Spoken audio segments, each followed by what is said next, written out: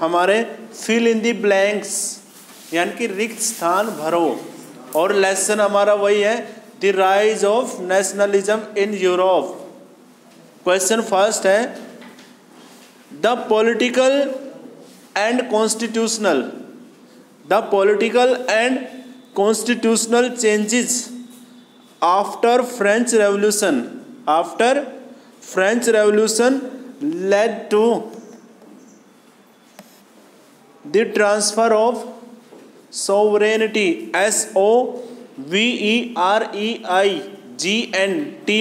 sovereignty from the monarchy to a dash। दोबारा सुन लो, a political and constitutional change after French revolution led to the transfer of sovereignty from the monarchy to a dash। Hindi में लिखो पहला question, फ्रांसीसी क्रांति से जो राजनीतिक और संवैधानिक बदलाव हुए, फ्रांसीसी क्रांति से जो राजनीतिक और संवैधानिक बदलाव हुए उनसे प्रभुसत्ता राजतंत्र से निकल गई, डैश में हस्तांतरित हो गई। यानी कि किन के हाथों में हस्तांतरित हुई? राइट आंसर है इसमें body of French citizens, Hindi में फ्रांसीसी नागरिकों के समूह में, ठीक है। Next question number second, in January 1871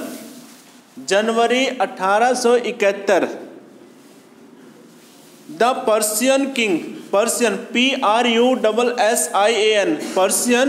king William first was proclaimed as German emperor in a ceremony held at dash। दोबारा सुन लो, इन जनवरी 1871 the Persian king William first was proclaimed as a German emperor in a ceremony held at, यानी कि ceremony कहाँ पे हुई है, dash में आपने फिल करना है। हिंदी में लिख लो भाई, जनवरी 1871 में पर्सा के राजा विलियम प्रथम को डैश में हुए एक समारोह में जर्मनी का सम्राट घोषित किया गया। इसका राइट आंसर है वर्साई,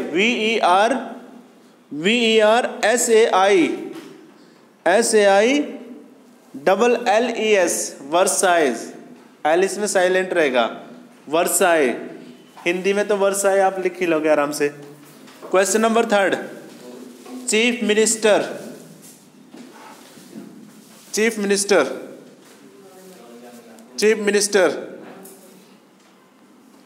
तो क्या, chief minister dash who lead the movement to unify, chief minister dash who lead the movement to unify the regions of Italy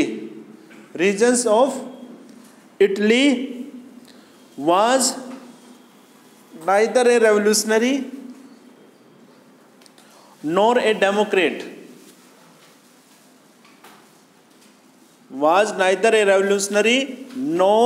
democrat, Hindi में लिखो भाई, मंत्री प्रमुख डैश जिसने इटली के प्रदेशों को एकत्रित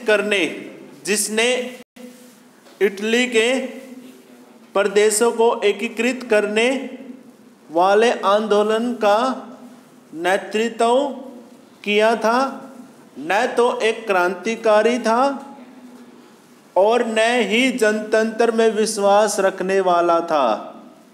न तो ये क्रांतिकारी था व्यक्ति और न ही ये लोगों की यानी कि लोकतंत्र में विश्वास करने वाला था, लेकिन फिर भी इसने इटली के बाकी जो राज्य थे ना छोटे छोटे, उनको मिला के एकीकृत किया और इसका नाम था कावूर, CAVOUR, CAVOUR, हिंदी में कावूर। अरे next question, fourth, through a tactful diplomatic alliance, through a tactful diplomatic alliance with France engineered by Cavour, Sardinia Piedmont, Sardinia SARDINIA, Sardinia Piedmont PIEDMONT, Piedmont succeeded in defeating the Dash forces in 1859। कौन बोल रहा है ये? Answer क्या है इसमें? Austrian, यानी कि फ्रांस में सर्डिनिया पिडमोंट की एक चतुर कूटनीतिक संधि जिसके पीछे कावूर का हाथ था, से सर्डिनिया पिडमोंट 1859 में डैश बलों को हरा पाने में कामयाब हुआ। राइट आंसर है ऑस्ट्रियाई। Question number 5, nationalism assigned with dash led Europe to disaster in 1914। Hindi में लिखो, डैश से जुड़कर राष्ट्रवाद 1914 में यूरोप को महाविपदा की ओर ले गया, यूरोप को महाविपदा की ओर ले गया।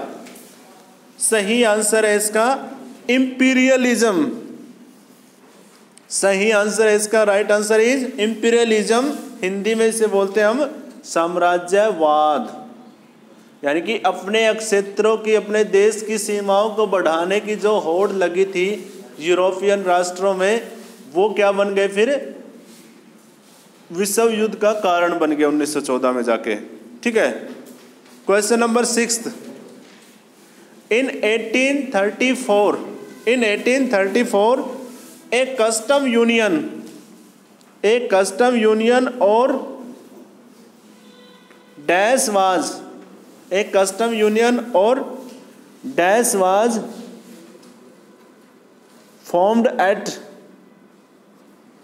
formed at the initiative of Prussia and joined by most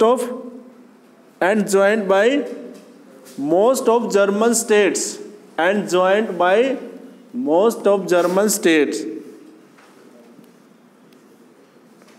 full stop. The union abolished tariff barriers and reduced the number of currencies from over 32 to 2, यानी कि 32 से लेके 2 कर दी करेंसी को कम करके। यहाँ पे हिंदी में लिखो भाई, 1834 में यानी कि 1834 में पर्सा पर्सा की पहल पर एक शुल्क संघ डैश स्थापित किया गया जिसमें अधिकांश जर्मन राज्य शामिल हो गए। इस संघ ने शुल्क अवरोधों को समाप्त कर दिया और मुद्राओं की संख्या 3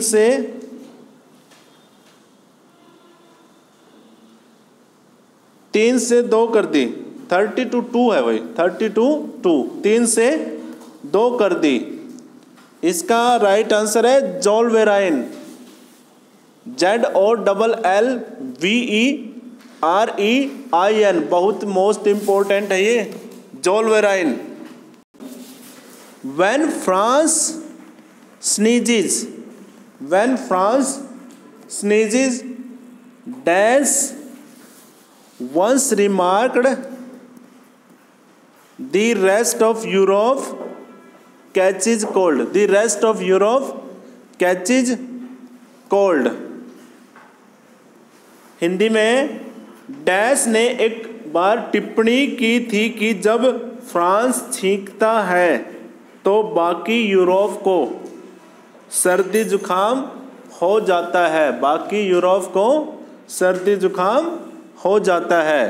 the right answer is Metternich, METTER, Metternich, NICK, Metternich. ठीक है, हिंदी में मैटरनिक ख आएगा लास्ट में, मैटरनिक। ये हो गए आपके फिलअप वाले क्वेश्चंस। नेक्स्ट है आपके वेरी शॉर्ट क्वेश्चंस।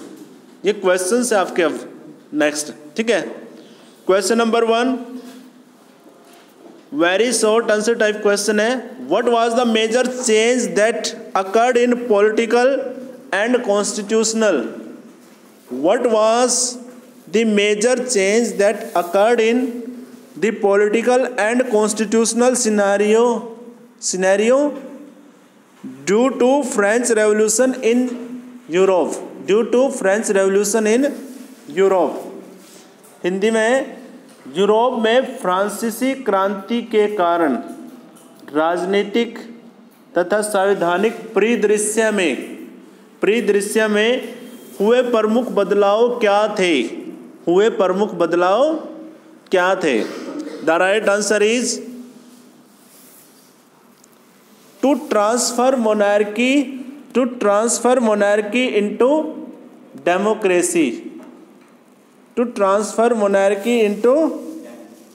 डेमोक्रेसी, यानी कि राजतंत्र का लोकतंत्र में हस्तांतरण। पहले राजाओं का शासन था, फिर क्या हो गया, वो लोगों का। Question number 2, name the treaty of 1832 that recognized Greece as an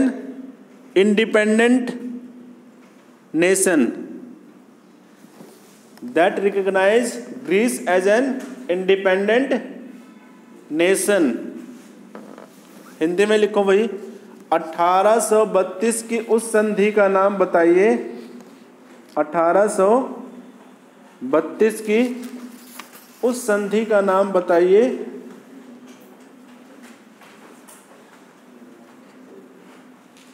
जिसने यूनान को एक स्वतंत्र राष्ट्र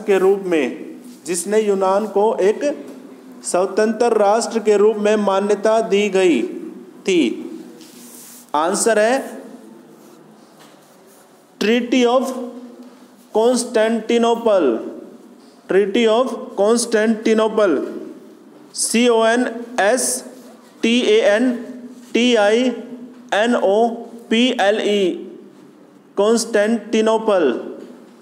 कॉन्स्टेंटिनोपल हिंदी में है कस्तुनतुनिया की संधि। क्वेश्चन नंबर 3, उस घटना का नाम बताइए। चलो पहले इंग्लिश में लिख लो।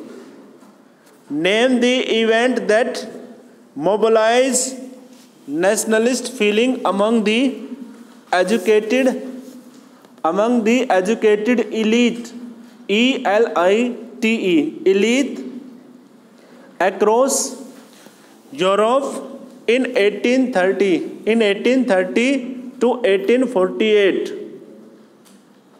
उस घटना का नाम बताइए जिसने 1830 से 1848 1830 टू 1848 में यूरोप के पूरे शिक्षित अभिजात वर्ग में राष्ट्रीय भावनाओं का संचार किया। अभिजात वर्ग क्या है? उच्च वर्ग। अभिजात वर्ग में राष्ट्रीय भावनाओं का संचार किया। The right answer is Greek war of independence. Greek war of independence, यूनान का स्वतंत्रता संग्राम। Greek war of independence. Question number 4, what was the main M of the revolutionary of Europe during the years following 1815? During the years following 1815, 1815 के बाद, हिंदी में लिख लो भाई, 1815 के बाद के वर्षों के दौरान यूरोप के क्रांतिकारियों का मुख्य उद्देश्य क्या था? The right answer is creation of nation states. Creation of nation states, आवश्यक रूप से राष्ट्र राज्यों का निर्माण। राष्ट्र राज्यों का निर्माण ही लिख लो हिंदी में, राष्ट्र राज्यों का निर्माण। क्रिएशन ऑफ नेशन स्टेट्स, यही उनका मेन प्राइम मोटिव था यूरोप के रेवोल्यूशनरियों का, कि भाई हम राष्ट्रीय सरकार बनाएंगे जिसमें लोगों की हिस्सेदारी होगी, ऐसी सरकार बनाएंगे, क्योंकि उससे पहले वहाँ पे राजाओं का शासन था। ठीक है, इसलिए उन्होंने नेशन स्टेट की डिमांड की। Question number 5, why did most of the conservative regimes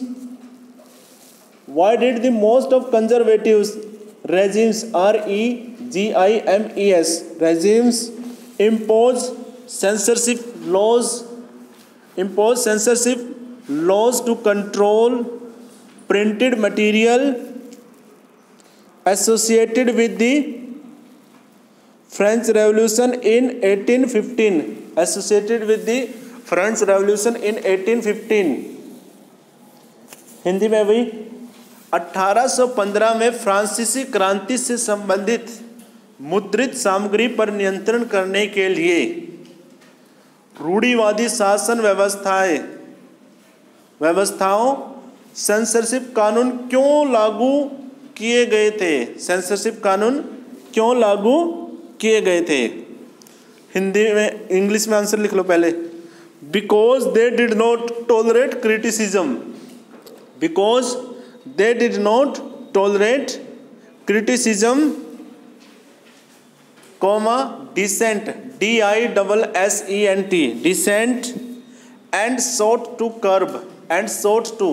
SOUGHT, sought का मतलब होता है चाहना, sought to curb activities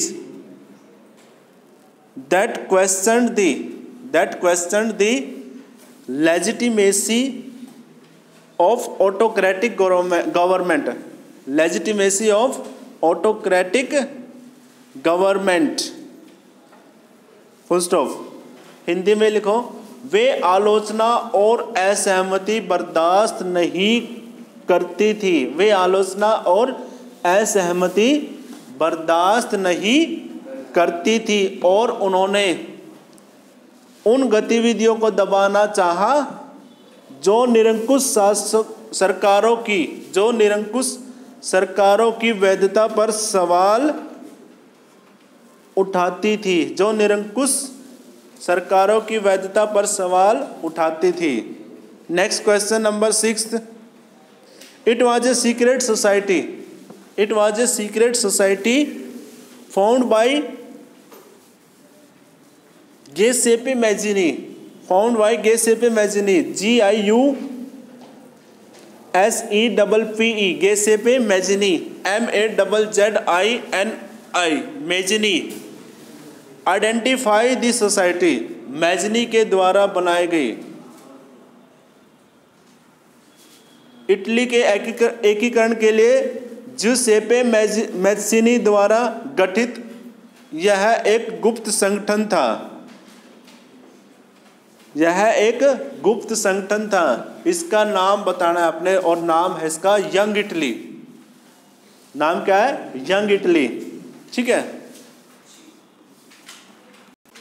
carefully study the given painting, carefully study the given painting and answer the following questions. इस चित्र को पहचानो, इस चित्र को ध्यान से देखें और नीचे दिए गए प्रश्नों के उत्तर दें। ये क्वेश्चन नंबर 2 लिखो भाई। इसमें फर्स्ट है identify the allegory, identify the allegory.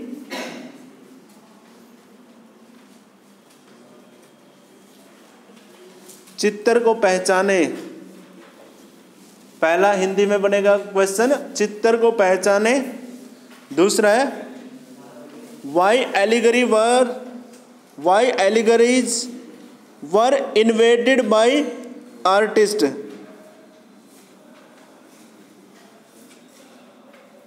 Y allegory were. Question number 3 है इसमें, who propose this song allegory, who propose the allegory, who propose the allegory. ठीक है। हिंदी में लिखो भाई सेकंड, दिए गए रूप का आविष्कार क्यों हुआ था, यानी कि इसका आविष्कार क्यों हुआ। ठीक है। और थर्ड क्वेश्चन है, इस पिक्चर की क्रिएशन किसने की थी, यानी कि ये पेंटिंग किसने बनाई थी। ये भी क्वेश्चन आ सकता है आपका। एक तो ये आ सकता है कि भाई ये किसका प्रतीक है, क्यों बनाई है, या किसने बनाई है। इन तीनों में से कोई भी क्वेश्चन डाल सकता है आपका एग्जाम में। ठीक है। तो आंसर है, फर्स्ट आंसर है जर्मेनिया, फर्स्ट का आंसर है जर्मेनिया। सेकंड आंसर है allegories were invented by artist to represent the nation. Allegories were invented by the artist to represent the nation. ठीक है। थर्ड है इसके, जिसने बनाई थी Philip Veit, Philip PHILIP, Philip, और Veit VEIT, Veit, Philip Veit. Hindi में लिखो भाई। पहले का तो आंसर है जर्मेनिया, आंसर है पहले का जर्मेनिया। और दूसरा क्या है, इसे जर्मनी का प्रतिनिधित्व करने के लिए बनाया गया, इसे जर्मनी का प्रतिनिधित्व करने के लिए बनाया गया, इसे जर्मनी का प्रतिनिधित्व करने के लिए बनाया गया। और इसको बनाया किसके द्वारा गया था, artist Philip Veit, artist Philip Veit. ये हो गए हमारे 1 word source based questions. Read the extract, इस एक्सट्रैक्ट को पढ़ो ध्यान से और फिर इसके आंसर देने हैं। Extract, nature has created man, nature has created man and women to carry out different functions, to carry out different functions. Man the stronger, man the stronger, the bolder and freer to the two, and freer, free के बाद R और लगा देना, freer of the two has been, freer of the two has been designated designated as a protector of the family, designated as a protector of the family. Its provider meant for public tasks in the domain of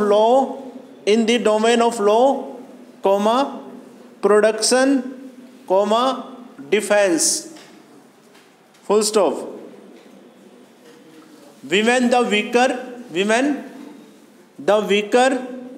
dependent and timid, requires the protection of man,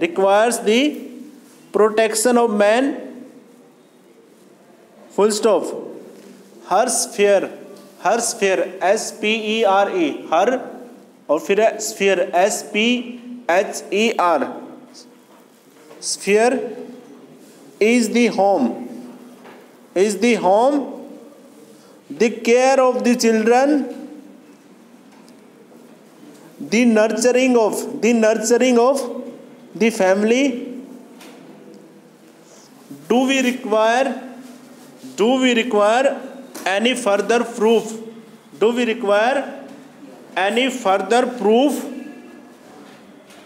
that given such differences, equality between the sexes would also endanger harmony and destroy the dignity of the family. Would endanger the harmony and destroy the dignity of the family. Hindi में लिखो भाई. प्रकृति ने पुरुषों और महिलाओं को अलग अलग कार्य करने के लिए निर्मित किया है. प्रकृति ने पुरुषों और महिलाओं को अलग अलग कार्य करने के लिए निर्मित किया है. पुरुष जो ज़्यादा ताकतवर है, दोनों में से ज़्यादा निर्भीक और मुक्त है, उसे परिवार का रखवाला और भरण पोषण करने वाला बनाया गया है, और वह कानून, उत्पादन और प्रतिरक्षा के क्षेत्र में सार्वजनिक कार्यों के लिए है. पूर्णविराम. महिला जो कामचोर, निर्भर और दब्बू हैं, महिलाएं जो कामचोर, निर्भर और दब्बू हैं, उसे पुरुष की सुरक्षा की आवश्यकता है. उसका क्षेत्र घर, बच्चों की देखभाल और परिवार का पालन पोषण है. क्या हमें कोई और प्रमाण